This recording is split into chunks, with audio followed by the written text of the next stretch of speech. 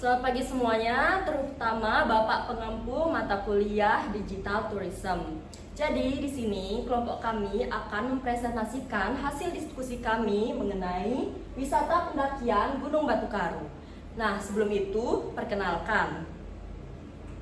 Saya Naila, Saya Dira, Saya Kirina. saya Morita. Nah, lalu materi pertama akan dijelaskan oleh rekan saya. Baik, pertama di sini saya akan menjelaskan latar belakang. Nah, yang dimana pariwisata itu memiliki peran penting dalam meningkatkan ekonomi, termasuk di Bali. Saat ini wisata tidak hanya soal pantai, tetapi juga berkembang ke wisata alam dan petualangan yang lebih diminati generasi muda. Nah, salah satu destinasi potensial adalah Gunung Batu Karu yang menawarkan pengalaman alam, pendakian sekaligus nilai spiritual. Namun, masih ada beberapa kendala seperti fasilitas terbatas, akses yang belum optimal, serta layanan digital yang masih minim. Misalnya, pembayaran masih manual dan belum ada sistem online-nya. Nah, di era digital tourism, teknologi penting untuk meningkatkan kualitas layanan. Karena itu, perlu analisis menggunakan konsep 4A, yaitu Attraction, Accessibility, Amenities, Ancillary, untuk melihat kondisi dan potensi pengembangan destinasi. Nah, selanjutnya kita masuk ke attraction, yang dimana attraction atau daya tarik dari Gunung Batu Karu ini adalah wisata alam yang masih asri dengan hutan tropis, udara sejuk, dan suasana tenang karena belum ramai wisatawan.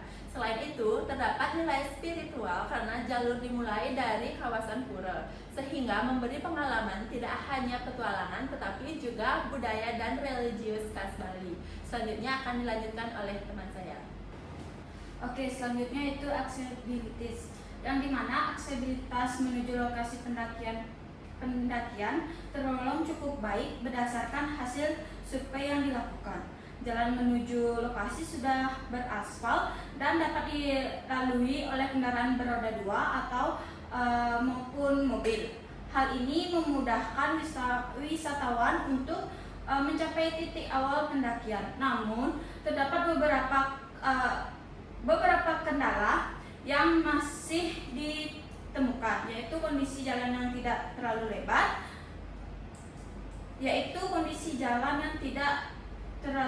sehingga kendara harus berhati-hati, terutama saat berpapasan dengan mobil. Selain itu, lokasi yang berada di daerah pedesaan membuat akses transportasi umum masih sangat terbatas. Selanjutnya yaitu amenities, yang dimana fasilitas yang tersedia di lokasi pendakian berdasarkan hasil survei sudah mencukupi untuk kebutuhan dasar wisatawan. Meskipun masih tergolong sederhana, keberadaan fasilitas ini cukup membantu wisatawan sebelum memulai pendakian. Fasilitas yang tersedia itu ada area parkir untuk kendaraan wisatawan, terdapat 2 toilet, 1 gazebo yang dapat digunakan untuk beristirahat. Yang terakhir ada warung yang menyediakan makanan dan minuman sederhana. Namun masih terdapat beberapa kekurangan yang dapat diperhatikan, seperti sistem pembayaran SIMAXI masih menggunakan uang tunai atau cash. Yang kedua, belum tersedia fasilitas pembayaran digital seperti QRIS. Selanjutnya ada jumlah fasilitas masih terbatas, misalnya gazebo itu hanya 1. Yang keempat itu belum tersedia penginapan di sekitar lokasi. Oke, selanjutnya akan dijelaskan oleh teman saya.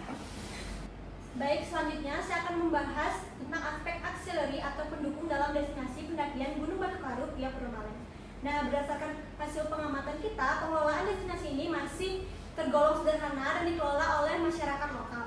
Hal ini itu bisa dilihat dari sistem SIMAXI yang dilakukan secara manual, di mana wisatawan harus registrasi langsung di lokasi. Nah, adapun peran pihak pendukung di sini antara lain yaitu masyarakat lokal berperan dalam menjaga dan juga mengelola kawasan Gunung Batu Karu, dan juga pemerintah membantu dan membangun akses jalan. Namun, belum ada sistem berbasis digital dan juga juga promosi digital juga masih terbatas serta belum terorganisir. Dari kondisi tersebut dapat disimpulkan bahwa pengelolaan destinasi masih bersifat tradisional dan belum memanfaatkan teknologi secara maksimal. Hal ini kemudian berkaitan dengan digital tourism yang akan saya bahas selanjutnya. Nah, berdasarkan konsep digital tourism, penggunaan teknologi di Gunung Batukaru ini masih tergolong rendah. Kondisi ini itu bisa dilihat dari belum ada sistem booking secara online, jadi wisatawan harus datang langsung, pembayaran masih tunai, belum bisa menggunakan kris dan juga metode digital lainnya. Terus informasi jalur pendakian dan juga keamanan belum tersedia secara digital. Terus promosi masih mengandalkan konten dari wisatawan lain dan belum dikelola secara resmi. Nah, kondisi ini menimbulkan beberapa dampak, diantaranya yaitu pengelolaan menjadi kurang efisien karena masih manual, wisatawan kesulitan mendapatkan informasi yang akurat, pengalaman wisata menjadi kurang maksimal, dan ada potensi kehilangan wisatawan, terutama generasi muda yang lebih menyukai dengan layanan digital. Jadi dapat disimpulkan bahwa destinasi ini sebenarnya memiliki potensi yang besar, terutama dari sisi daya tarik alamnya. Namun potensi tersebut belum didukung oleh sistem digital yang memadai. Oleh karena itu diperlukan pengembangan teknologi digital agar pengelolaan menjadi lebih efisien dan pengalaman wisatawan bisa menjadi lebih optimal. Baik, selanjutnya akan dijelaskan oleh teman saya. Oke, selanjutnya ada usulan inovasi digital. Dari pengalaman saya yang telah mendaki Gunung Batukaru, kelompok kami mengusulkan adanya inovasi bernama Sistem Batukaru Smart Hiking System. Nah, di sistem ini gunanya untuk membantu para pendaki menjadi lebih mudah untuk mengakses informasi serta meningkatkan keamanan pendaki dan mengelola agar semuanya lebih rapi dan terstruktur.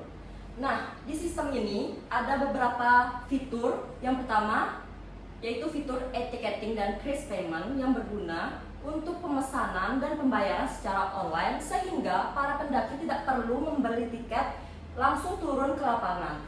Jadi bisa membelinya secara online dan tidak perlu capek-capek berdesakan. Terus yang kedua ada peta digital atau GPS yang sangat berguna untuk para pendaki mengetahui jalur-jalur yang akan mereka lewati dan untuk menghindari adanya salah jalur dan pendakian tersesat. Lalu yang ketiga ada informasi pendakian. Di sini terdapat semua informasi mengenai estimasi berapa lama akan sampai ke puncak dan informasi mengenai kebudayaan dari gunung tersebut. Lalu informasi-informasi lainnya tentang seputaran pendakian.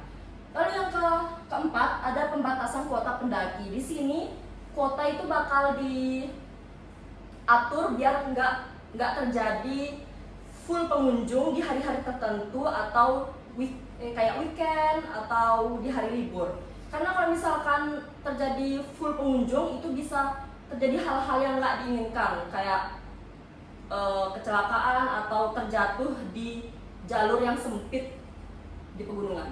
Terus yang terakhir ada fitur darurat. Di sini fitur ini tuh bakal ada fitur sekali klik buat memanggil penyelamat yang ada di bawah sekiranya bakal ada terjadi hal-hal yang tidak diinginkan kayak cedera waktu lagi di atas gunung.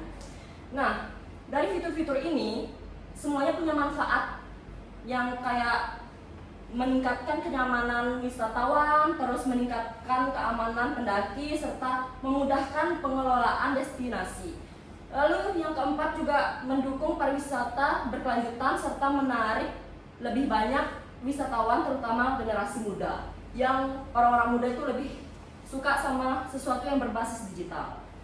Nah, lalu selanjutnya yang terakhir ada kesimpulan. Jadi kesimpulannya, Gunung Batukaru itu punya potensi yang sangat besar dari segi alam dan juga spiritual. Tapi dia juga punya keterbatasan dari segi fasilitas dan juga pengelolaannya.